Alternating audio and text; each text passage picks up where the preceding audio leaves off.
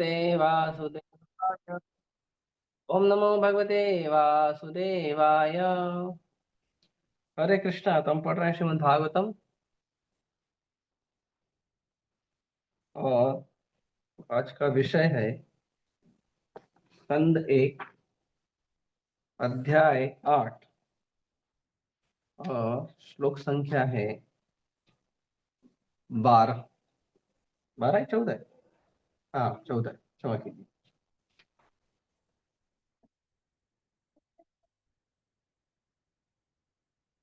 अंतस्थ सर्वभूतानां आत्मा योगेश्वरो हरि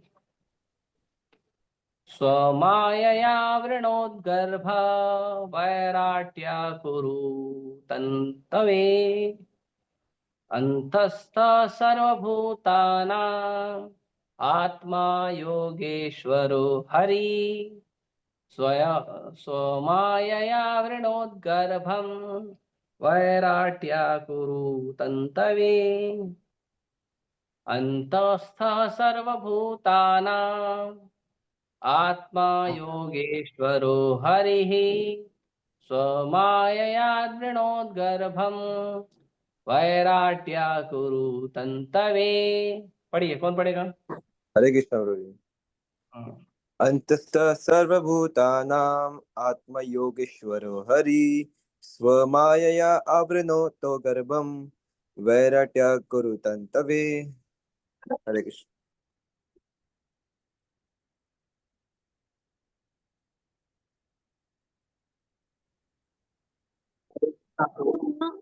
अंतः सर्वभूतानां आत्मयोगेश्वरो हरि स्वमायया वृणोद्गर्भं वैराग्यः सुखन्तवे।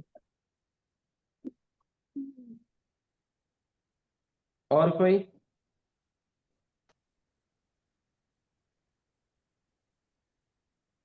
हरे कृष्णा प्रभु जी। अंतस्थ सर्वभूतानां आत्मा माया योगेश्वर हरि सोमया आवरण आवरण आवरणो तम गर्भ वैराग्य कुरुत। सिमरन माता जी, अभी बोलिए आप। एक साथ मत बोलो, एक एक करके बोलो। बोलो, बोलिए सिमरन माता जी।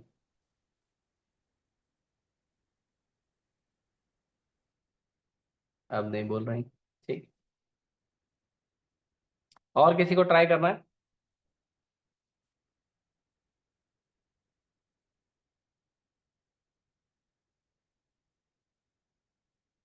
हम्म,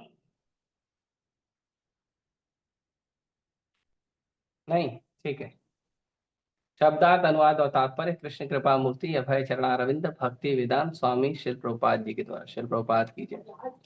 अंतस्तः, अंतर में रहते हुए, सर्व, समस्त, भूतानाम, जीवों की, आत्मा, आत्मा, योग ईश्वर, समस्त योग के स्वामी, हरि ही, परमेश्वर, स्वमायया, अपनी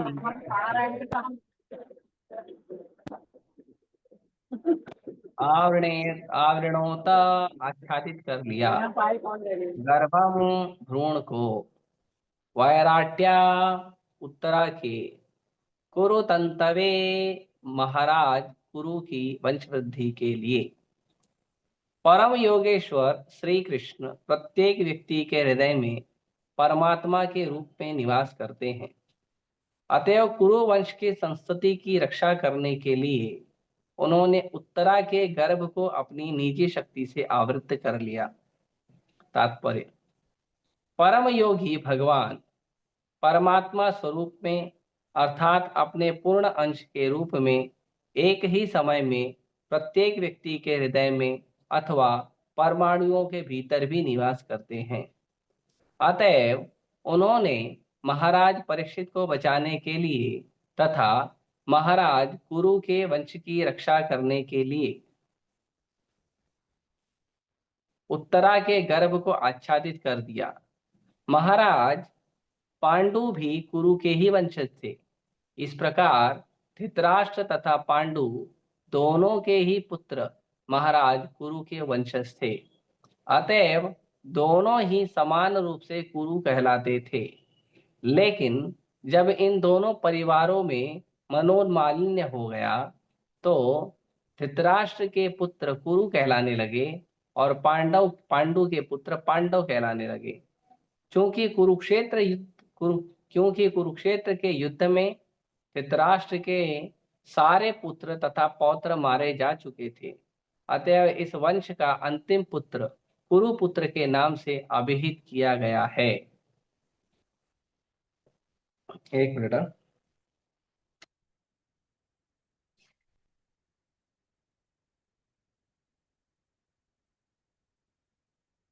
अगला श्लोक, श्लोक संख्या 15।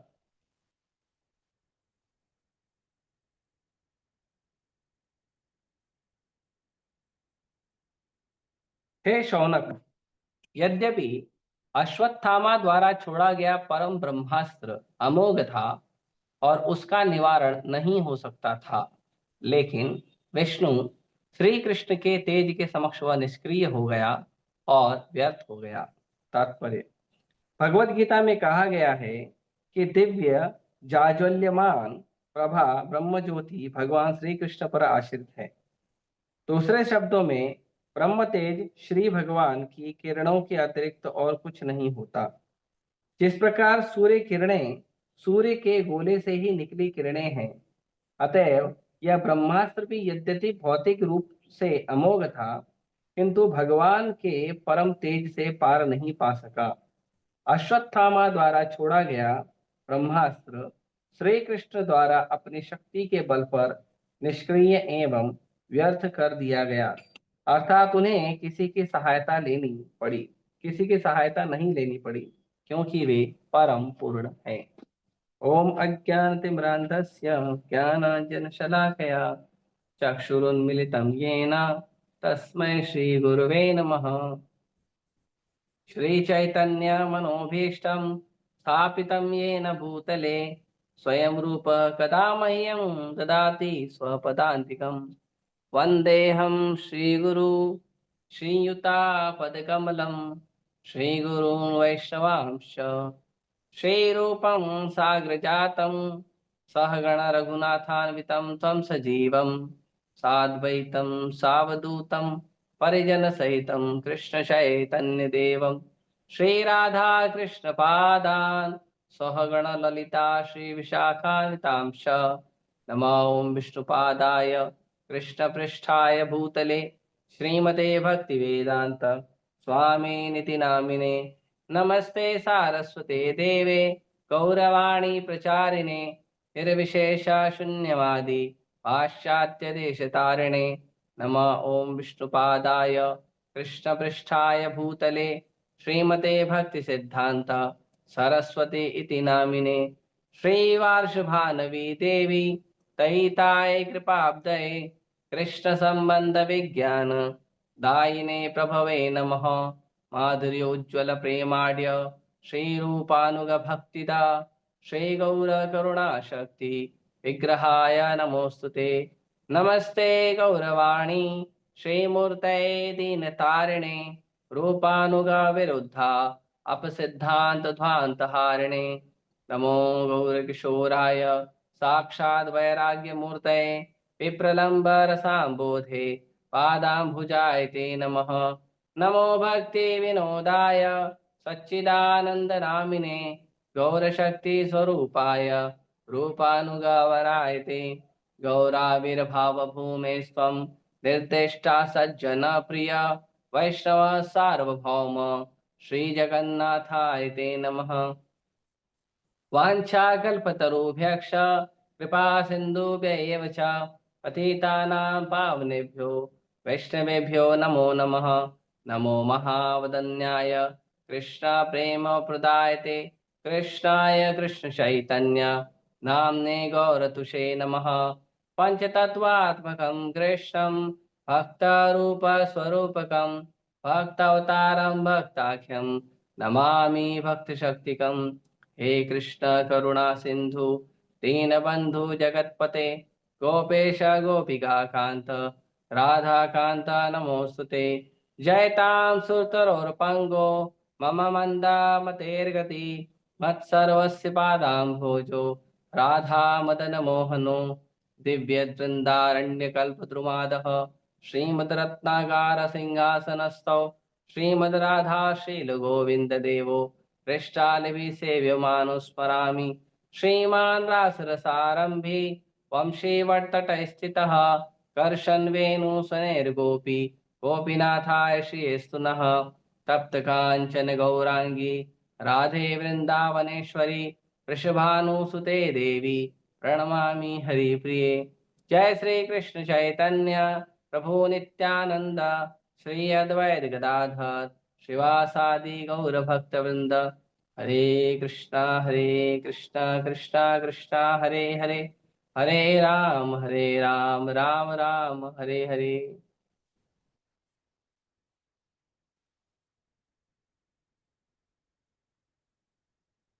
हरे कृष्ण।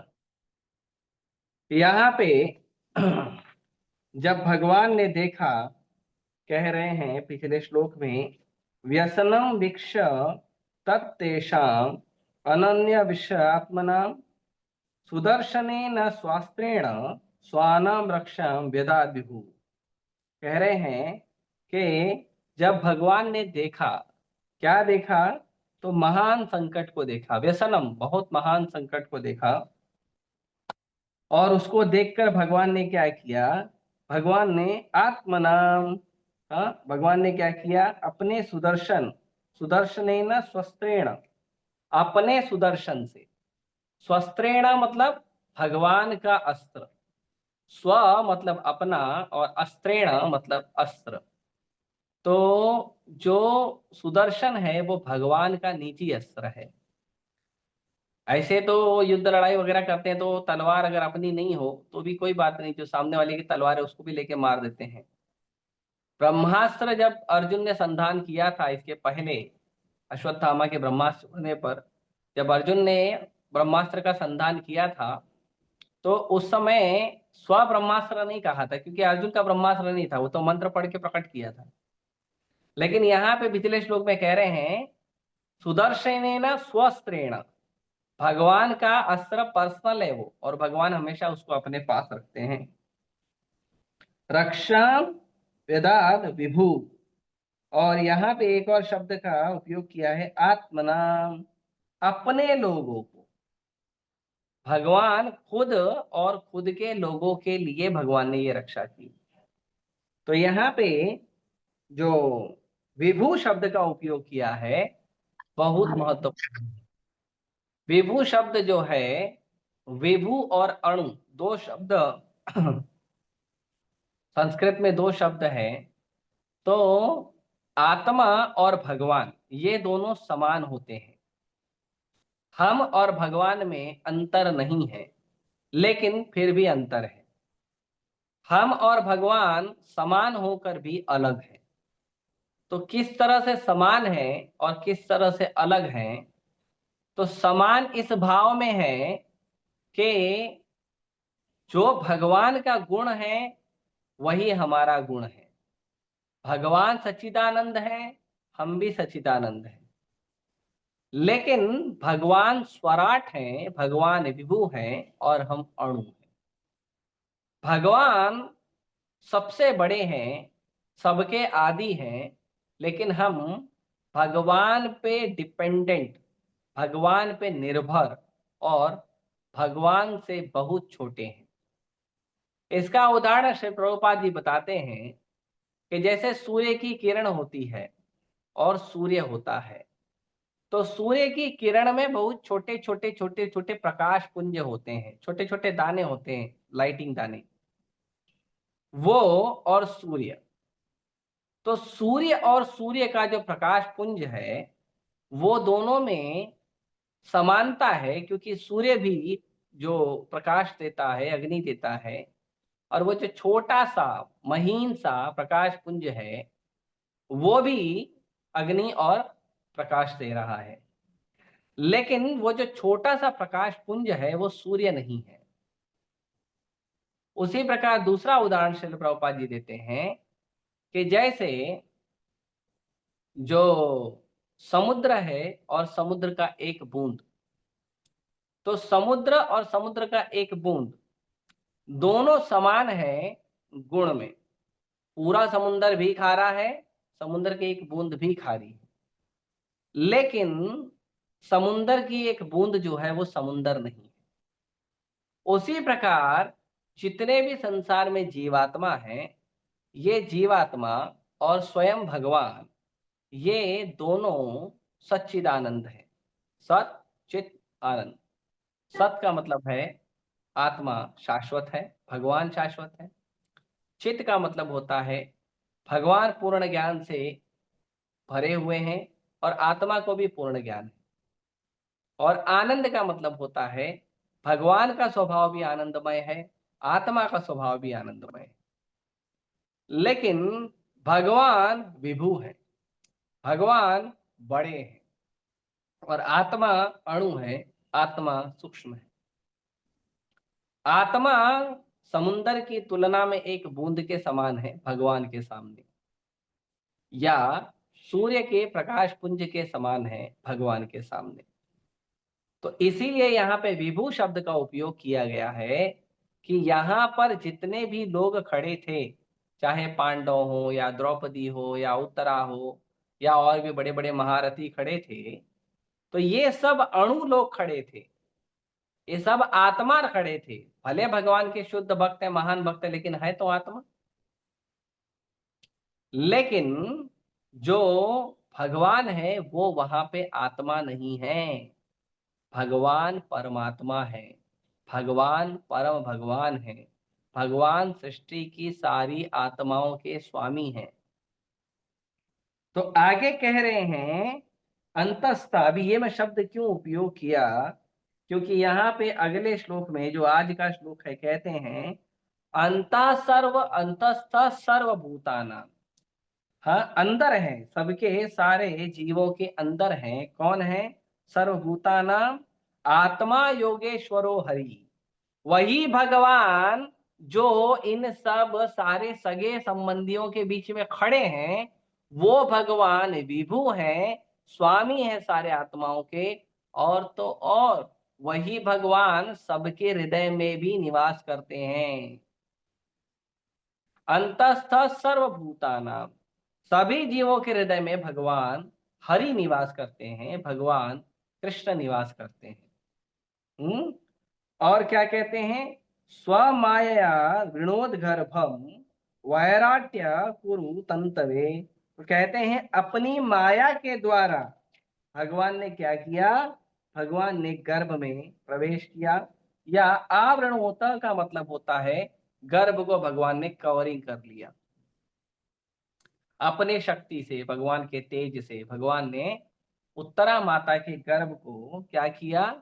कवर कर लिया। और कवर करके कहते हैं, और भगवान ने जो वैराट्या, वैराट्या यहाँ पे भगवान के विराट रूप की बात नहीं हो रही है, यहाँ पे वैराट्या मतलब वैराट्या के गर्भ में गए भगवान। तो वैराट्या कौन है? तो वैराट्या यहाँ पे है महाराज विराट की पुत्री माता उत्तरा। जैसे वसुदेव के पुत्र को वासुदेव कहते हैं, वैसे ही महाराज विराट की पुत्री को वैराट्या कहते हैं। जैसे पांडु के पुत्रों को पांडव कहते हैं, कुंती के पुत्रों को कौंतेय कहते हैं, वैसे ही जो महाराज विराट की पुत्री है उसको वैराट्या कहा है। कुरुतंतवे, और कहते हैं कुरु वंश की वृद्धि के लिए किया। अब प्रश्न ये होता है कि पांडवों के अंश से, पांडवों की कुल परंपरा में कुरुवंश कैसे पैदा हो? भगवत गीता के पहले श्लोक में धृतराष्ट्र कहते हैं धर्म क्षेत्रे कुरुक्षेत्रे समवेता युयुत्सवा मामका पांडवाश्चैव किम अकुर्वत संजय। ये जो धर्म का क्षेत्र है कुरुक्षेत्र, जो कुरु का क्षेत्र है, वहां पे मेरे बच्चों ने और पांडवों के बच्चों ने क्या किया?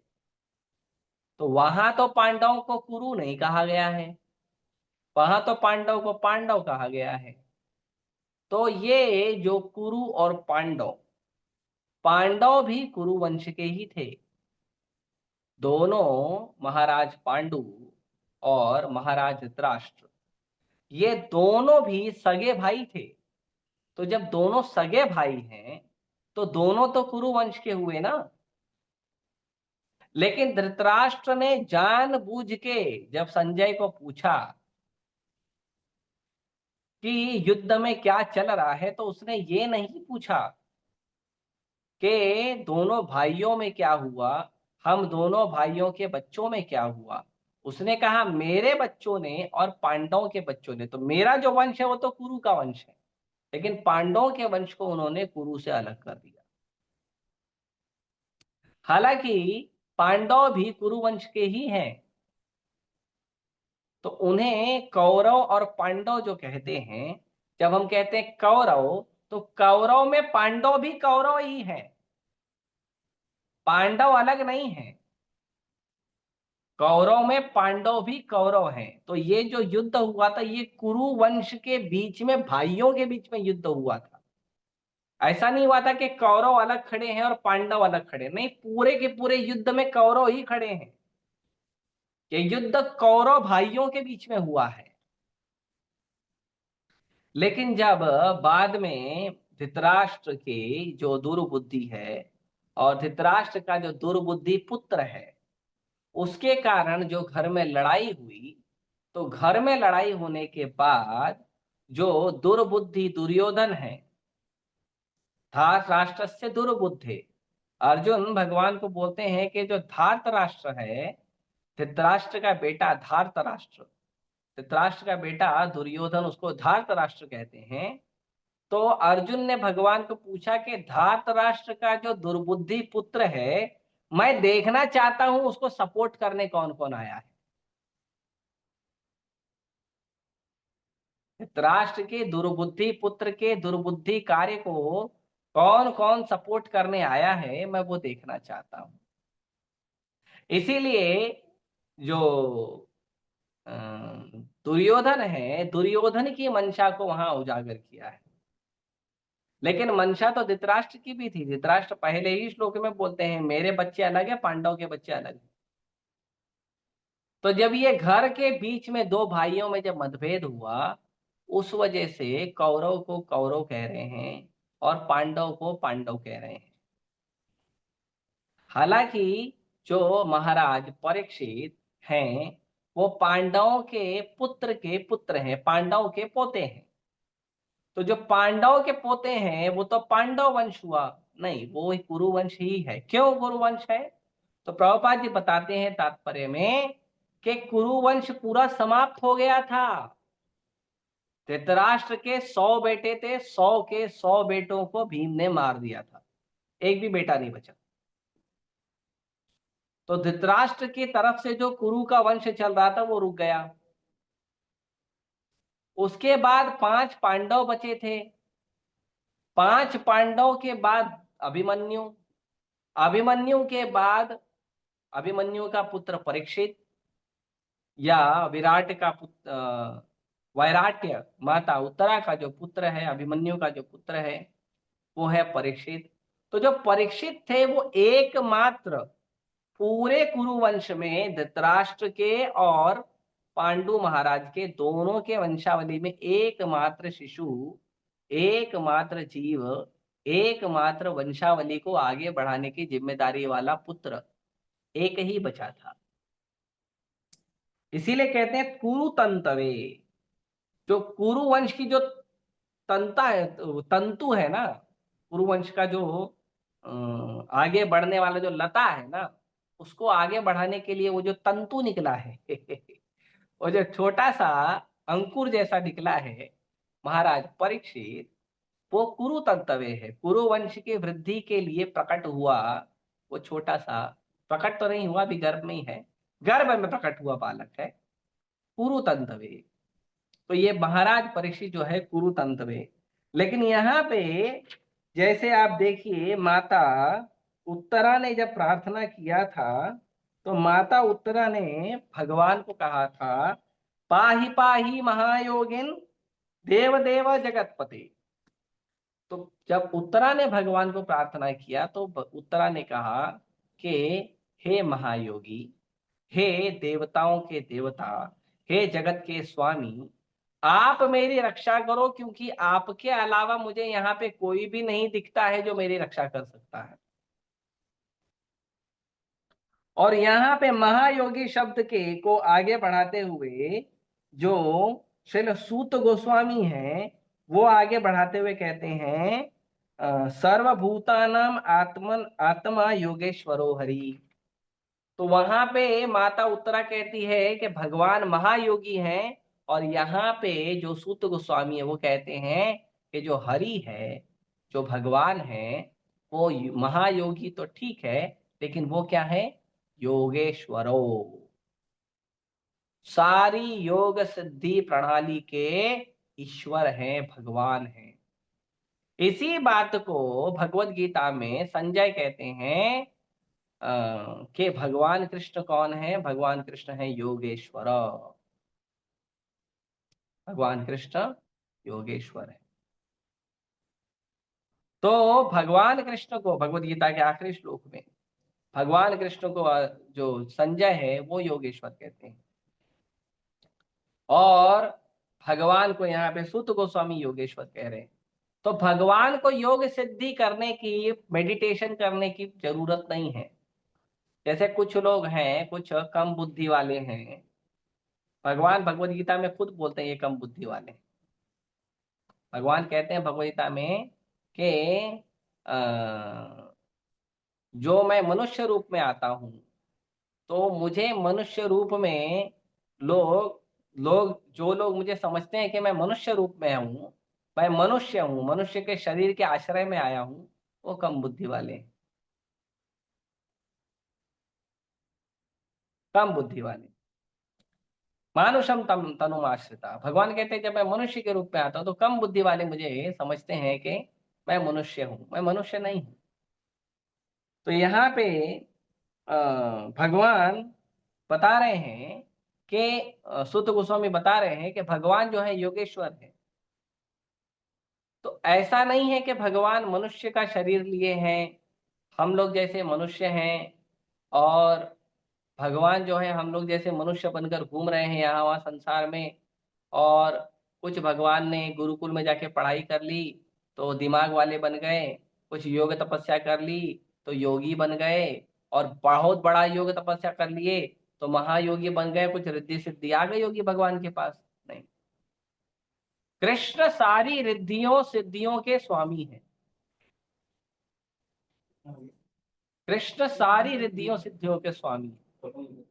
इस संसार में जितना भी योग है, जितना भी ऐश्वर्य है, ये सारा योग, सारा ऐश्वर्य क्या है?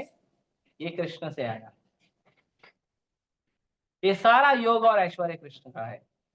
कोई व्यक्ति संसार में कितनी भी योग करता है, तपस्या करता है, साधना करता है, सिद्धि करता है, ये सब का फल देने वाले भगवान कृष्ण है। भगवान कृष्ण से प्राप्त होता है देवी देवताओं, और देवी देवताओं को मस्का लगा के हम लोग मांगते। तो अगर हमें चाहिए तो हम डायरेक्ट योगेश्वर भगवान श्री कृष्ण से ले लेना चाहिए। हमें डायरेक्ट भगवान कृष्ण की पूजा करनी चाहिए। इसके लिए भगवान कहते हैं कि जो लोग अपनी इंद्रिय तृप्ति के मारे होते हैं वो जाते हैं यहाँ देवी वो देवता इसके पास जाते हैं, लेकिन जो बुद्धिमान होते हैं वो डायरेक्ट भगवान के पास, वो यहाँ वहां नहीं जाते। तो यहाँ पे इस बात को कह रहे हैं। आगे कहते हैं यद्यपि अस्त्रम ब्रह्मशीरः तू अमोघम च अप्रतिक्रियम। यद्यपि जो ब्रह्मशीर है, जो ब्रह्मास्त्र छोड़ा अश्वत्थामा ने, वो ब्रह्मास्त्र कह रहे हैं कि यद्यपि वो ब्रह्मास्त्र अमोघ है, अमोघ मतलब कोई देवी देवता उसको रोक नहीं सकता, लेकिन फिर भी भगवान के तेज से उस ब्रह्मशीर अस्त्र को रोका जा चुका, और भगवान ने उस ब्रह्मशीर अस्त्र को क्या कर दिया? अप्रतिक्रियम। उस ब्रह्मास्त्र जो ब्रह्मास्त्र है, उस ब्रह्मास्त्र की प्रतिक्रिया को भगवान ने रोक दिया। कैसे रोक दिया? तात्पर्य में प्रभुपाद जी बताते हैं पापा जी बताते हैं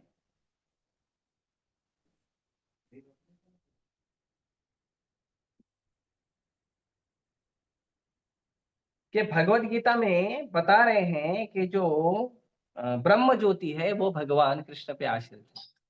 तो कहते हैं जो ब्रह्म ज्योति है वो भगवान कृष्ण पे आश्रित है। तो भगवान भगवत गीता में कहते हैं ब्राह्मणों ही प्रतिष्ठा हम। जो ब्रह्म ज्योति है वो भगवान पर आश्रित है।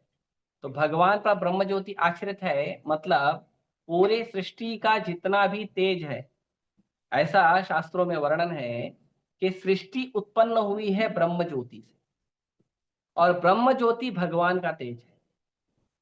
तो सृष्टि में कोई वस्तु कितनी भी बड़ी हो, कितनी भी शक्तिशाली हो, वो ब्रह्म ज्योति से बड़ी नहीं है। और ये ब्रह्म ज्योति भगवान की शक्ति है। इसका मतलब क्या है? इसका मतलब ये है कि पूरे सृष्टि में कोई शक्ति कितनी भी बड़ी हो, वो कृष्ण के सामने छोटी ही है। इसीलिए भगवान का एक नाम है असम ऊर्ध्व। असम ऊर्ध्व का मतलब, तो भगवान को है असम, भगवान के समान कोई नहीं है। और ऊर्ध्व मतलब भगवान सबसे बड़े। ना कोई भगवान से समान है, ना कोई भगवान से बड़ा है। जो है संसार में, जैसे है संसार में, कितना भी बड़ा देवी देवता हो, कितना भी बड़ा योगी ध्यानी ज्ञानी हो, ये सब क्या है? ये केवल भगवान से छोटे हैं। न ये भगवान के समान है, न ये भगवान से बड़े हैं। और इसी बात को भगवान भगवत गीता में कहते हैं कि मैं सबसे बड़ा हूं, अहम सर्वस्य प्रभवो। मैं सबसे बड़ा हूं, भगवान से बड़ा कोई नहीं। तो फिर ये जो दुनिया में बहुत बड़े बड़े देवी देवता घूम रहे हैं, बड़े बड़े योगी ध्यानी ज्ञानी को, ये कौन है? भगवान कहते हैं मत्ता सर्वम प्रवर्तते, ये सब मुझसे प्रकट हुए हैं। हैं? तो इस बात को भगवान कह रहे हैं। तो भगवान का जो तेज है ब्रह्म ज्योति, वो तेज के सामने भगवान का जो ब्रह्म ज्योति तेज है, उस तेज के सामने जो ब्रह्मास्त्र है वो नहीं टिक सकता। उस तेज के सामने ब्रह्मास्त्र नहीं टिक सकता। तो ब्रह्मास्त्र टिक नहीं सकता उस तेज के सामने, तो क्या करेंगे? तो जो ब्रह्मास्त्र है वो भले ही भौतिक रूप से अमोघ था, अमोघ, मोघ मतलब जिसका शमन किया जा सकता है, जिसको काटा जा सकता है, लेकिन अमोघ मतलब जिसको नहीं काटा जा सकता, जिसको शमन नहीं किया जा सकता। तो जो अमोघ बाण है, जो अमोघ शक्ति है, जो अमोघ तेज है, ब्रह्मास्त्र का, वो अमोघ तेज, अमोघ शक्ति जो है, वो भगवान कृष्ण के सामने निष्क्रिय है। भगवान कृष्ण के सामने उसका कोई शक्ति काम नहीं करेगा। आप देखिए प्रहलाद महाराज के ऊपर कितना प्रहार किया गया। प्रहलाद महाराज के को भगवान कवरिंग करके रखते थे और सारा प्रहार विफल हो जाता था। ध्रुव महाराज अकेले गए थे तपस्या करने जंगल में, मधुवन में। आप जाएंगे वृंदावन में तो मधुवन करके एक वन है, वहां पे ध्रुव टीला है, वहां महाराज ध्रुव महाराज ने प्रार्थना किया। तो वहां ध्रुव महाराज प्रार्थना कर रहे हैं जंगल में, अकेला 5 साल का बालक। यहाँ तो बड़े बड़े लोग 20-20, 25-25 साल के हट्टे कट्टे तगड़े शिकारी लोग जाने को भी अपना सुरक्षा लेकर जाते हैं। एक छोटा सा 5 साल का बच्चा कोपीन में खड़ा है, वहां पे तपस्या कर रहा है, सुरक्षा भगवान दे रहे हैं। इसीलिए यदि कृष्ण रक्षा करेंगे तो कोई मार नहीं सकता, यदि कृष्ण मारेंगे तो कोई रक्षा नहीं कर सकता। जब रावण का वध हो रहा था, माता पार्वती ने कहा, हे प्रभु, रावण तो आपका इतना महान भक्त है, आपका शरणागत है, उसकी रक्षा करो। तो शिव जी बोले, हे देवी, बात तो सही है, लेकिन रावण मेरा भक्त है, लेकिन मैं तो राम का भक्त हूं ना। मैं अपने स्वामी के खिलाफ कैसे खड़ा होऊंगा? हाँ, तो भले शिव है, ब्रह्मा है और सृष्टि के सारे महान महान बड़े बड़े देवता हैं, किसी का भी सिक्योरिटी ले लो, सिक्योरिटी किसी का भी ले लो, कोई बचाने नहीं आएगा। जब कृष्ण मारना शुरू करते हैं तो कोई नहीं बचाता। हिरण्यकशिपु ने ब्रह्मा जी से सारा सारा प्रोटेक्शन ले लिया। ना मेरे को कोई पानी में मारना चाहिए, ना मेरे को कोई हवा में मारना चाहिए, ना मेरे को कोई जमीन पे मारना चाहिए, ना मुझे कोई आसमान में मारना चाहिए, ना मुझे कोई अस्त्र शस्त्र से मारना चाहिए, ना कोई बॉम्ब काम करना चाहिए, ना न्यूक्लियर वेपन काम करना चाहिए, हाँ, ना कोई परमाणु अनुसंधान मुझ पर काम करना चाहिए, ना मैं दिन में मरूं, ना मैं रात में मरूं, ना मैं उनसे मुझे इंसान मार पाए, ना मुझे देवता मार पाए, ना मुझे जानवर मार पाए, सब पूरा, ना मुझे घर में मार सके, ना मुझे बाहर मार सके, ना मुझे दिन में मार सके, ना मुझे रात में मार सके, इनडायरेक्टली अमर हो गया, इनडायरेक्टली अमर हो।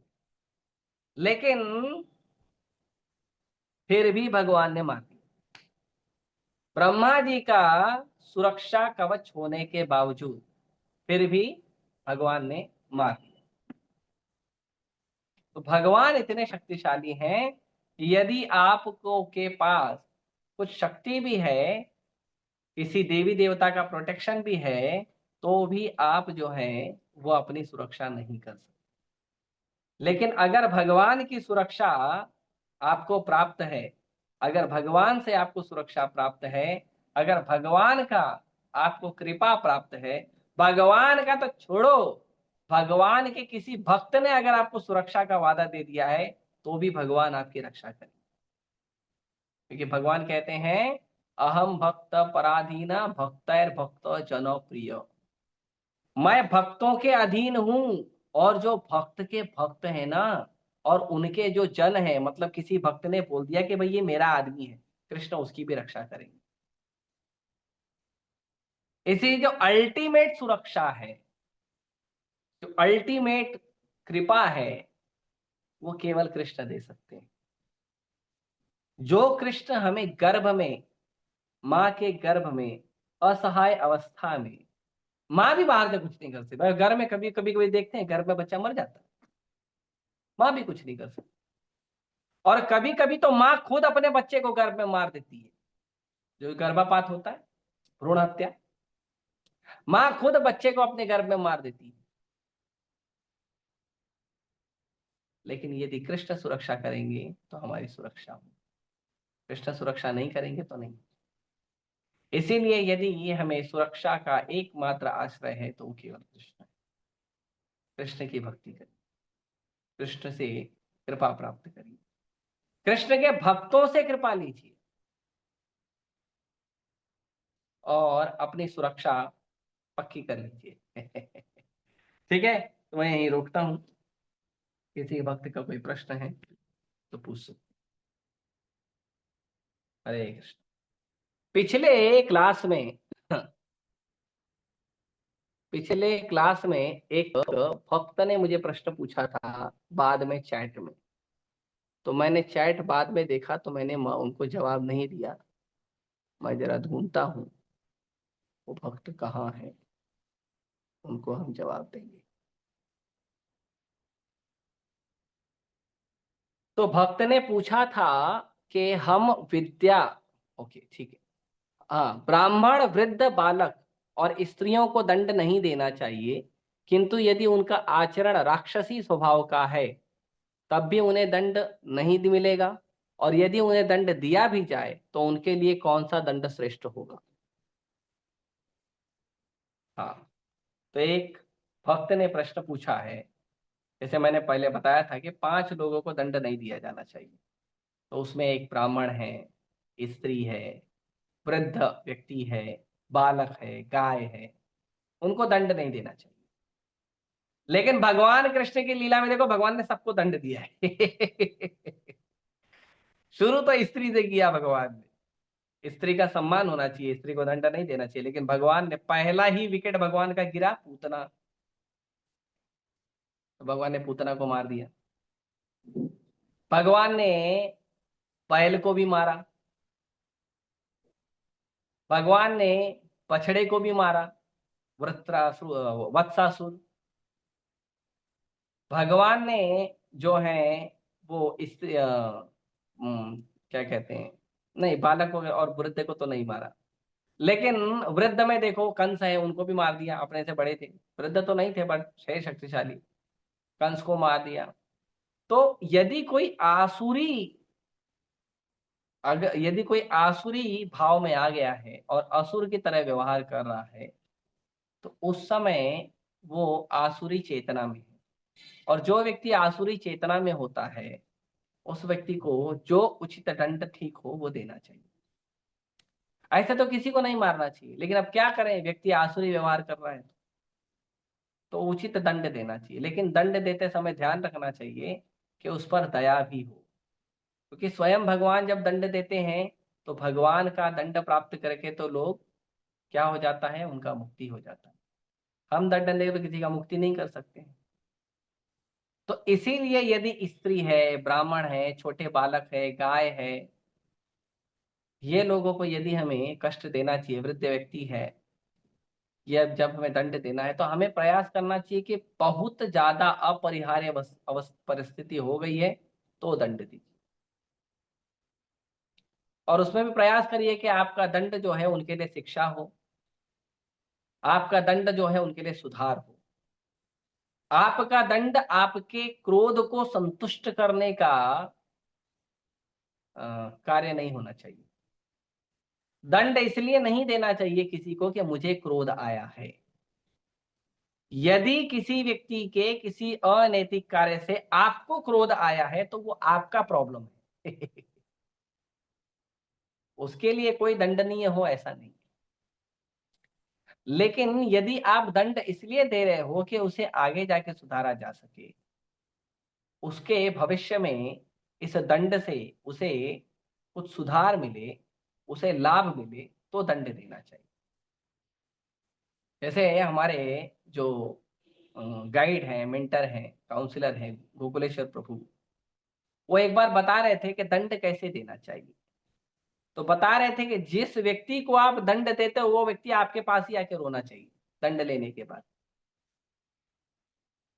यदि ऐसा संबंध है तो दंड दीजिए। तो उन्होंने उदाहरण दिया माँ का, कि जब माँ अपने बच्चे को दंड देती है, मारती है, पीटती है, तो बच्चा दंड से दुखी होकर, कष्ट से पीड़ित होकर जब उसको आंसू बहाना होता है तो माँ के गोद में आके रोता है। तो दंड ऐसा देना चाहिए। तो इसीलिए जब हम किसी को दंड देते हैं, प्रयास करिए कि यदि आप किसी को क्रोधवश दंड दे रहे हैं, आपको क्रोध आया इसके लिए आप उसको दंड दे रहे हैं, तो अच्छा नहीं है। पहले अपने क्रोध को कंट्रोल करो, आप दंड दीजिए उसके सुधार के लिए। ठीक है। और किसी का कोई प्रश्न है? आज का प्रश्न ये कल का था तो मैंने वो सोचा भक्तों के बीच में चर्चा करने की तो अच्छा होगा। अच्छा, ओके आया है सिर्फ। और किसी का कोई प्रश्न?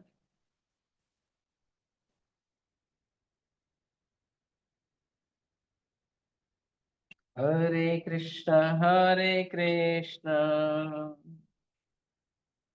कृष्ण कृष्ण हरे हरे, हरे राम राम राम हरे हरे। नहीं है? ठीक है। आप सभी का बहुत बहुत धन्यवाद। ग्रंथराज श्रीमद् भागवतम की जय, श्री प्रभुपाद की जय। हरे कृष्ण।